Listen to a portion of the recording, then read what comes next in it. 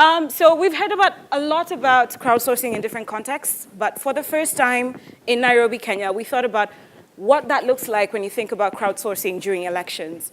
Now, just to give a bit of a background, Africa is a country, but it's also not a country.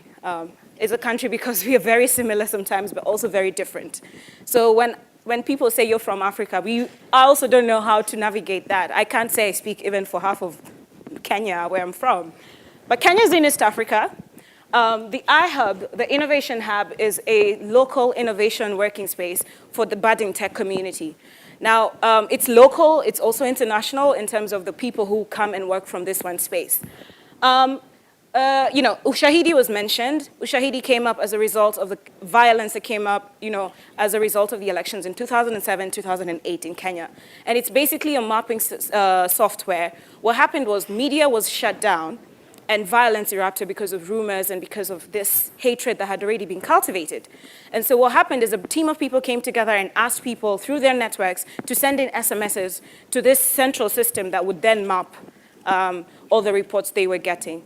As a result, Ushahidi has grown into a global company, and the software has been used in many different contexts, especially for disaster relief efforts. So the co-founders of Ushahidi and what they were able to facilitate then realized that the iHub was a space that was needed, a space where you could bring all these people with this pent-up energy on ideas and how ideas and technology can work together. So if you're ever in Nairobi and you come for a safari, that's great, but the second thing you want to do is visit the iHub and look for me. So I'll jump right into it. So we basically just do research around what's happening with tech in many parts of the country and parts of Africa. So we're trying to surface information as we connect people and also support startups. So Twitter, there's been talk about crowdsourcing, but I want to really focus on the mediums that are used. And in our context, we focused on Twitter. Something that's very interesting about this particular social network is that it's actually been found to be more of a news medium than it is as a social network service. Right now, if you're on Twitter, the first thing it asks you is what's happening. So it already gets you to think about offering situational awareness about where you are.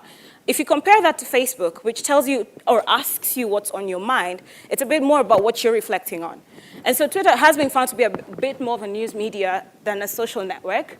And breaking news is always being shared, and people are always searching for real-time updates on what's happening.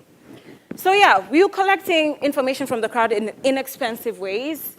You can obtain it quickly and in real time. Mobile technology, we all know it's been said many times here, of the strides it's making. Mobile and online were partly, I think primarily the reason why we were able to do this particular research study, because we have bypassed access to the internet through the computer and are seeing access to the internet through mobile technology. But I think I really just want to say that the big takeaway for us has been the fact that it's fostering citizen engagement. And in countries that are new democracies, this is very interesting because you get to see beyond the definition of a democracy on a political level, what that actually means for people. Because when they're interacting with information, they can confirm, dispute it, and so much more, or even acknowledge its existence. And that's exactly what this project was all about. So we sought out to look at three key things: the viability, the validity, and whether you can verify crowdsourced information during an election. With viability, really just trying to see, can you find worthwhile outcomes? Maybe it will do good for me to say that with Kenya in particular, given the backdrop of a new election that was coming up last year, in 2007, having been a violent election, there was this need to make sure that we came off as peaceful people. To ourselves, it was a lot of deception. To ourselves and to the community, the international community. But it got really interesting in that whole mix. What do you say at any one particular time? You cannot talk about anything being wrong because we're peaceful. It was called the peace lobotomy. So we wanted to see, amidst all that, what would people be able to share during the election that was worthwhile and would be of interest of someone who was, like, say, an election observer, or someone who's just trying to figure out what's happening beyond the main story that's being fed out. Validity was whether now that particular information you find offers reality, like is a true depiction of what's happening on the ground. The third one is what most journalists want us to do, and a lot of people are interested in this, whether you can actually verify information that you crowdsource, and especially in real time. We'll get there. So yeah, that's basically, these are the questions we were asking during the election context. So in Kenya, 2013 elections, there's all this national and international interest for us to cross through, and so everyone is saying we're a peaceful country. what happens on election day on the day before? People start remembering what happened. People have dark memories. People don't trust the media because the media had a role they played in 2007. International media especially were in a particular hotspot with Kenyans because they had been sensationalizing events. I should have had a great screenshot about a hashtag that came up where people were trying to cope and push back against sensationalization of any stories, even before the elections. So people started talking about tweeting like a foreign journalist. And it was a global hashtag that was trending, where it gave international journalists who landed into the country pause because they're like, oh wait, if I say anything, they all know my Twitter handle. I better be sure I'm giving a worthwhile depiction. So these are just the questions we tried to seek out amidst all of that. And something was introduced yesterday that we really did focus on, which is a passive crowdsourcing, where you listen in on the crowd, more so than asking them, which is still valid. But in this particular context, we really wanted to see without asking people what they were actually going to share, given all the factors that were in play during this particular election context. However, there was active crowdsourcing that was taking place through Ushahidi's crowd map, where they had been working with partners on the ground in different parts of the country who could then verify any information that was sent to them via SMS and via the online portals that they have. And that's what it looks like when you use Ushahidi. So this is a crowd map, and all these numbers are basically giving you incidents that have been reported, and right there you have a key that explains to you what has been verified and approved, and that's what is mapped. So this is basically the system that has been used when Ushahidi has been deployed in different contexts. Right, so what we did then to really just crowdsource during this election period was basically look at what traditional media were sharing online, what online news articles they were putting out, what they were putting out as Twitter information and any other presence they have. And we compared that to the data we were mining. Now, to mine this data, I must say here, you need context. You need to understand the context of where you're mining, because you need to use keywords, you need to use place names, you need to know what you're looking for. And so if you don't have that context, there's no way I would do this right now in Singapore if I wanted to, because I don't understand the context. I'd probably just write the word Singapore and miss out on a lot of data to mine. Then Uchaguzi was what Ushahidi, and I'm sorry to use so many Uchaguzi, Ushahidi, Swahili names in here. Bear with me. But that's what they called the mapping that they did for the election context. And so we were looking at the data they were receiving to compare to what we were mining off Twitter. And we also did some follow-up fieldwork just to see, okay, there are these places we found information that no one else picked up on. Who was sharing this information online? So let's get to the findings. So of course it was viable. In 3 weeks, we collected 2.6 million tweets based on what we were looking for. So we used certain keywords and combinations of keywords to find out information that would bypass any sentiments, mostly that we are a peaceful nation, to find out, were people talking about irregularities? Were people talking about people being injured? Were people talking about being threatened? And so these were the combinations we were using. So we mined this data, and we used a third-party application called DataSift that has access to the Twitter fire hose, just to go a bit technical there, and then I'll come back to normal speak. And so it allowed us to mine this data in real time. From the day before the election, the night before the election, to the day after the president was inaugurated, which was about a 3-week period. So we collected about 2.6 million tweets. We then took that data through a classifier that we were building in real time during this time.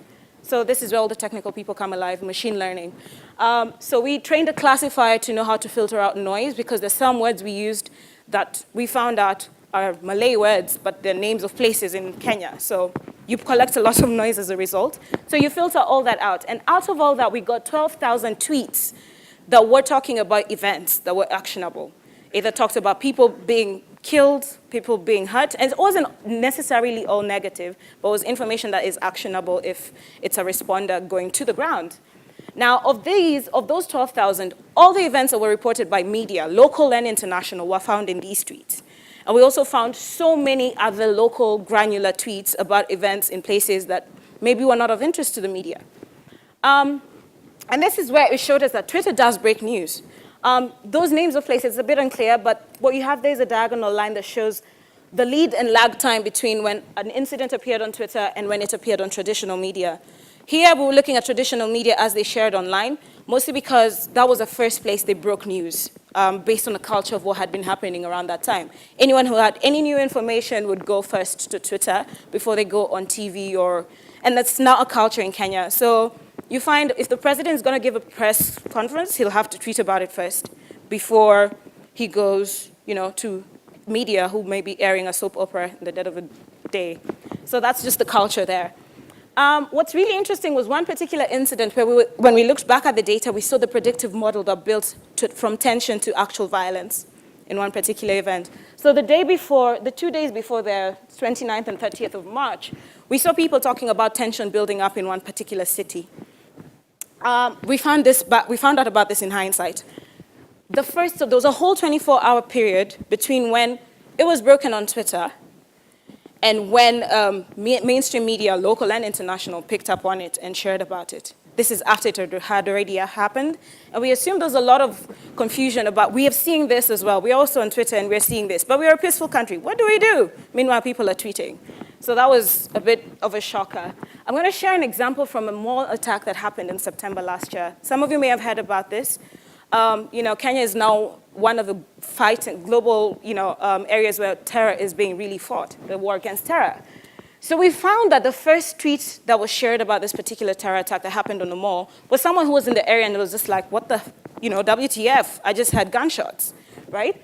And they shared this, and the first tweet about the media was a whole 22 minutes later, and this is because people had already been tweeting to them, to other media houses, but they only responded because they happened to know this particular person. So they took their tweet and shared it. When the first government institution responded, they acknowledged that they got this information from Kenyans on Twitter. That hashtag right there, KOT, means Kenyans on Twitter.